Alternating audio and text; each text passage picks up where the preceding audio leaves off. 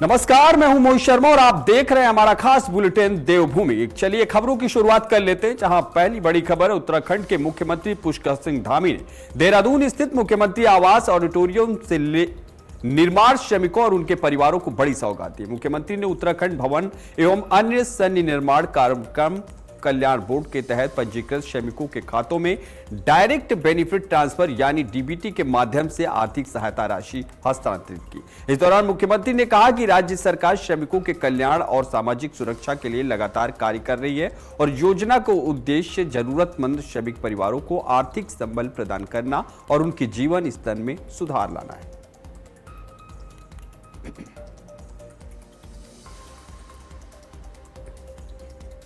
वही अगली खबर है, हरिद्वार में विश्व हिंदू परिषद की केंद्रीय मार्गदर्शक मंडल की बैठक में शामिल हुए उत्तराखंड के मुख्यमंत्री पुष्कर सिंह धामी ने कहा कि पिछले 2 दिनों से देश भर के संत और मार्गदर्शक मंडल के सदस्य राष्ट्र के सर्वांगीण विकास, सनातन धर्म के सर्ववर्धन और भारत को विश्व गुरु बनाने के विषय में मंथन कर रहे हैं। मुख्यमंत्री ने कहा कि ऐसी बैठकों में हमेशा देश हित और समाज के व्यापक विकास पर चर्चा होती है। उन्होंने यह भी कहा कि विभिन्न धार्मिक यात्राएं जारी हैं और धर्म नगरी हरिद्वार में आगामी कुंभ मेले को लेकर भी विशेष तैयारियां की जा रही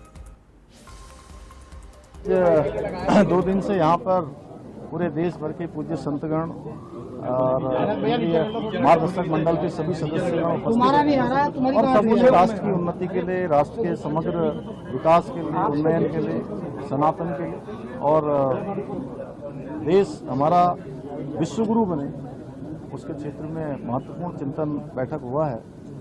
और हमेशा से इस प्रकार का जब भी चिंतन होता है तो देश की समग्र चिंता होती है, समग्र विकास की बात होती है, हर दृष्टिकोण से बात होती है। देश के अंदर जो चुनौतियां हैं, देश की सुरक्षा है, सामाजिक सद्भाव है, उन सभी पर विश्व हिंदू परिषद अनेकों वर्षों से काम करता है। तो मैंने भी आकर पूज्य संतगणों का सभी का आशीर्वाद लिया है। देवभूमि में सब आए हैं, मैं सभी का देवभूमि उत्तराखंड सबका स्वागत करता हूँ, अभिनंदन करता हूँ। और ये हमारे लिए बड़े सौभाग्य की बात है कि ये मार्गदर्शक मंडल की बैठक ऐसे समय में हो रही है जब हमारे राज्य के अंदर 4 धाम यात्रा चल रही है, हमारे अनेक जो धार्मिक स्थानों की यात्रा चल रही है और आने वाले समय में यहीं मां गंगा के स्थान पर हरिद्वार में कुंभ का आयोजन भी होना है। तो निश्चित रूप से इन सभी पूज्य संतगणों के आशीर्वाद से, हमारे विश्व हिंदू परिषद के सभी शीर्षस्थ लोगों के मार्गदर्शन में ये हमारा आने वाले समय का कुंभ बड़ा भव्य और दिव्य होगा।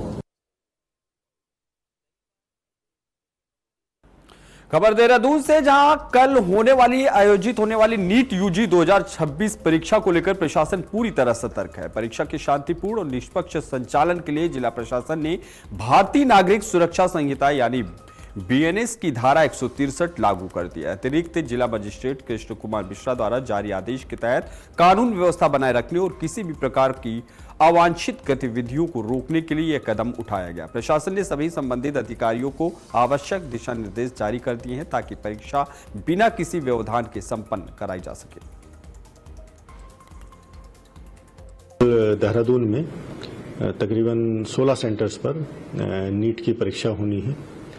इसके लिए हमारे द्वारा व्यापक कड़े सुरक्षा प्रबंध कर लिए गए हैं। इसमें जो पेपर लाने की जिम्मेदारी है तो उसके तहत जो स्क्वाड ड्यूटी है उसमें पुलिस के अलावा सीपीएमएफ की फोर्स वो भी तैनात रहेगी और साथ ही साथ प्रत्येक जो सेंटर है उसका इंचार्ज एक सब इंस्पेक्टर लेवल के अधिकारी को बनाया गया है।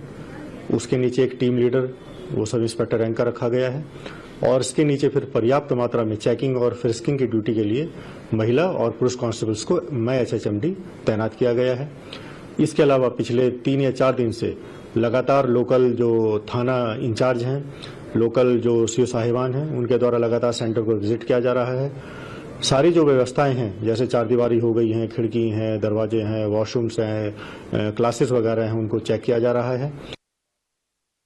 खबर देहरादून से, जहां कांग्रेस शिक्षा मंत्रालय के खिलाफ विरोध प्रदर्शन करेगी। नीट परीक्षा को निरस्त करने की मांग और छात्रों की आत्महत्या के मामलों को लेकर कांग्रेस कार्यकर्ता जन आक्रोश व्यक्त करेंगे।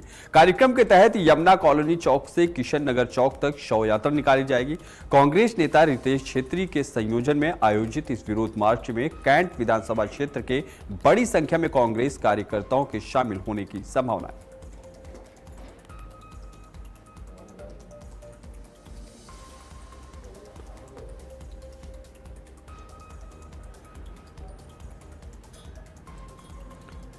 खबर देहरादून से, जहां अवैध प्लाटिंग और निर्माण के खिलाफ एमडीडीए का अभियान लगातार जारी है। विकासनगर तहसील के रेतीवाला क्षेत्र में प्राधिकरण ने एक बार फिर बड़ी कार्रवाई करते हुए करीब 10 बीघा भूमि पर विकसित की जा रही अवैध प्लाटिंग और सीसी सड़क निर्माण को ध्वस्त कर दिया।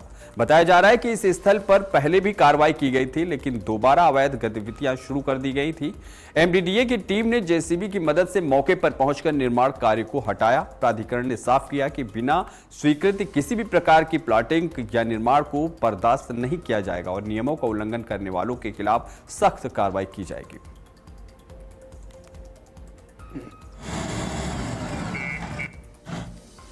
खबर बागेश्वर से है, जहां पे जिले के समटी गांव की होनवार क्रिकेटर प्रेमा रावत का चयन T20 विश्व कप के लिए भारतीय सीनियर महिला क्रिकेट टीम में हुआ है। 24 वर्षीय प्रेमा ने अपने शानदार प्रदर्शन और कड़ी मेहनत के दम पर यह मुकाम हासिल किया। सीमित संसाधनों और तमाम चुनौतियों के बावजूद उन्होंने अपने सपनों को साकार किया और अब विश्व क्रिकेट के मंच पर भारत का प्रतिनिधित्व करेंगी। उनके चयन से पूरे बागेश्वर जिले में खुशी का माहौल है। परिवार, ग्रामीण और खेल प्रेमी इसे उत्तराखंड के लिए गौरव का क्षण बता रहे हैं।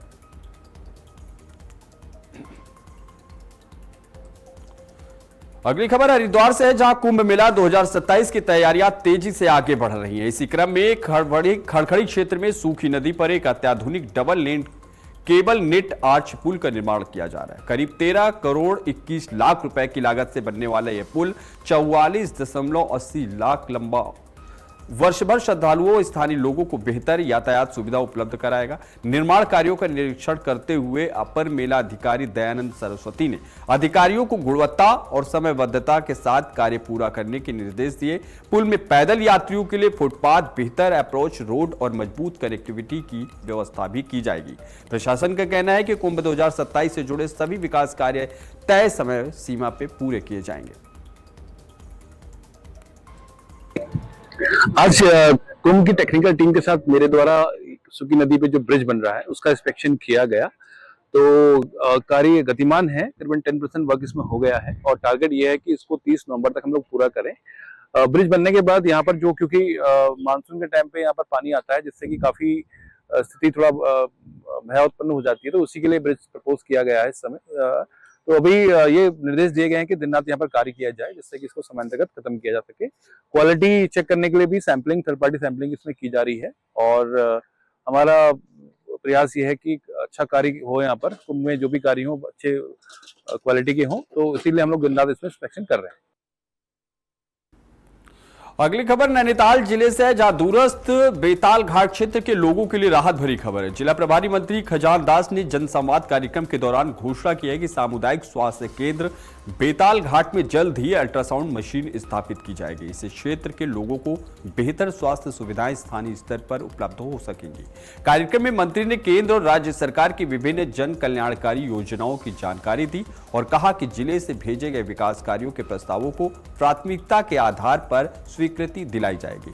इस दौरान उन्होंने लोगों की समस्याएं सुनी और अधिकारियों को त्वरित समाधान के निर्देश भी दिए। कार्यक्रम में सरिता आर्या सहित कई जनप्रतिनिधि और स्थानीय लोग मौजूद रहे।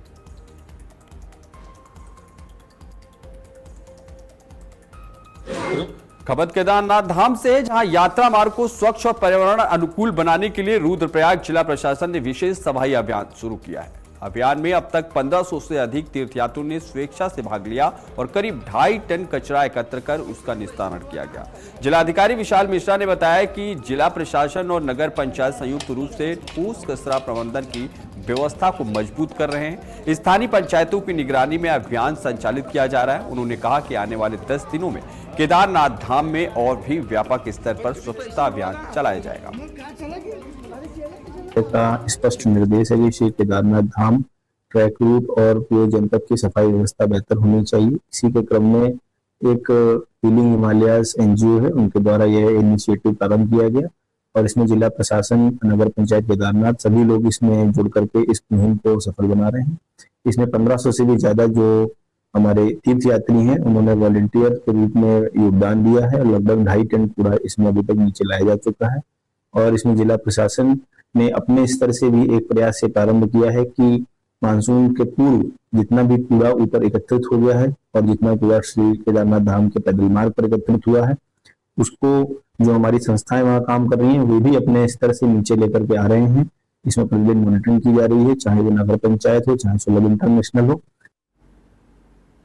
अगली खबर है, जहां उत्तराखंड के रुद्रप्रयाग जिले में कानून व्यवस्था को मजबूत करने और चारधाम यात्रा को सुरक्षित बनाने के लिए पुलिस ने विशेष अभियान शुरू किया है। इसके तहत मुख्य बाजारों, संवेदनशील क्षेत्रों और भीड़ भाड़ वाले स्थानों पर दिन व रात सघन पैदल गश्त किया जा रहा है। रुद्रप्रयाग की एसपी निहारिका तोमर ने बताया कि चारधाम यात्रा के दौरान सभी धामों में सुरक्षा के लिए कई स्तरों पर अभियान चलाए जा रहे हैं। बैरियर और चेक पॉइंट्स पर वाहनों की जांच के साथ साथ ट्रैफिक नियमों के उल्लंघन, शराब, नशीले पदार्थों और अवैध हथियारों की भी निगरानी की जा रही है। इसके अलावा होटलों, ढाबों और ठहरने के स्थानों पर यात्रियों की पहचान और रिकॉर्ड की जांच कर सुरक्षा व्यवस्था को और मजबूत किया जा रहा है। चारधाम की यात्रा चल रही है, इसमें सभी धामों में पुलिस लगातार सुरक्षा की दृष्टि से विभिन्न अभियान चला रही है।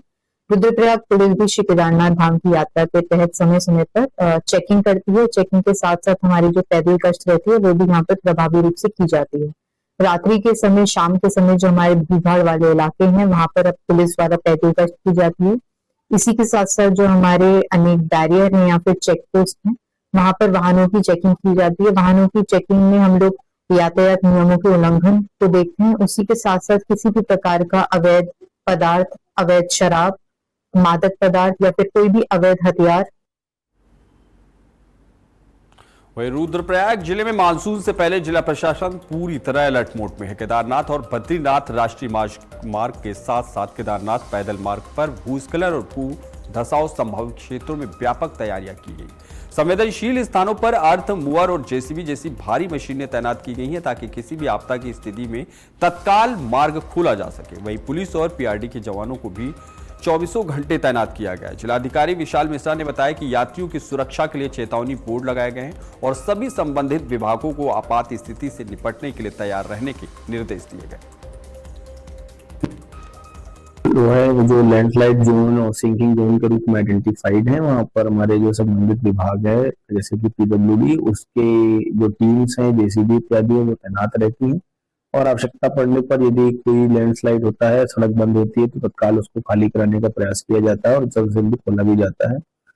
और जो हमारी बाकी टीमें हैं, चाहे पुलिस हो, चाहे आरटीओ हो और चाहे प्रशासन हो, सभी लोगों को अवेयर करते हैं, साइनेजेस लगाए जाते हैं ऐसी परिस्थिति में ताकि लोगों को पहले से पता रहे कि कहाँ पर सिंकिंग जोन है, कहाँ स्लाइडिंग जोन है और किस प्रकार से उनको संभल करके यात्रा करनी है।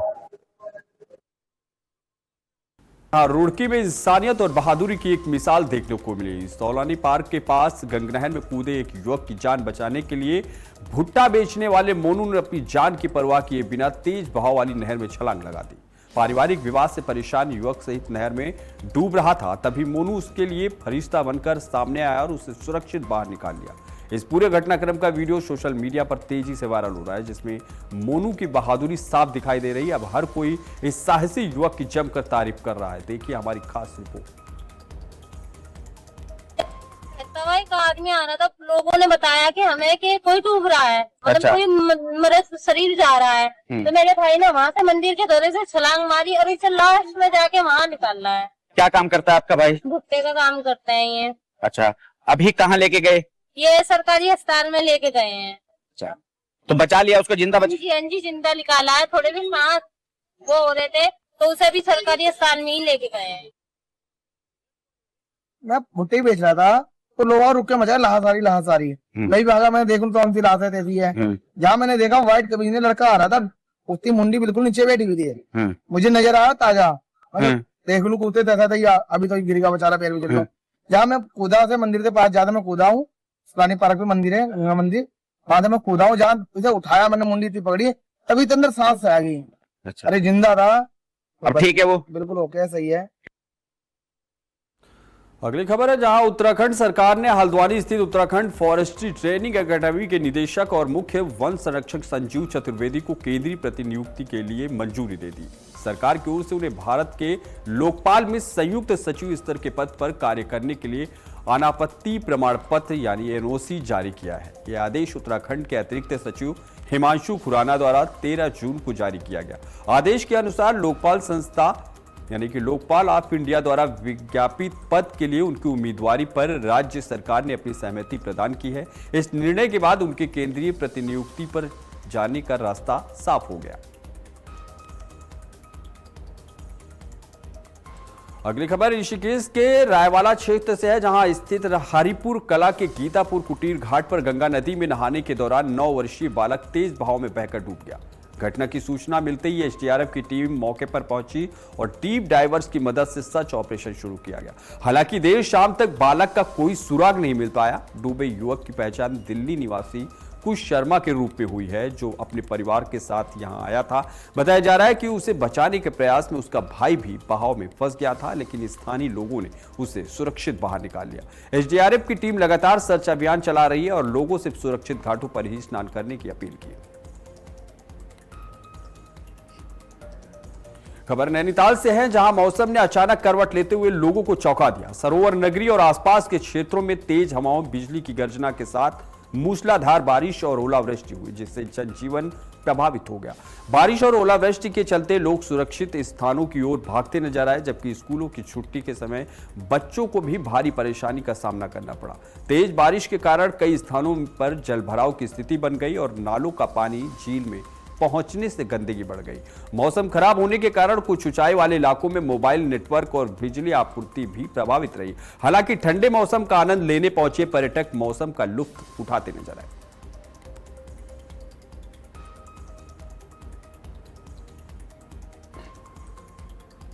बुलेटिन में फिलहाल बस इतना ही। देश और दुनिया की तमाम बड़ी खबरों के लिए देखते रहिए आज की खबर। नमस्कार।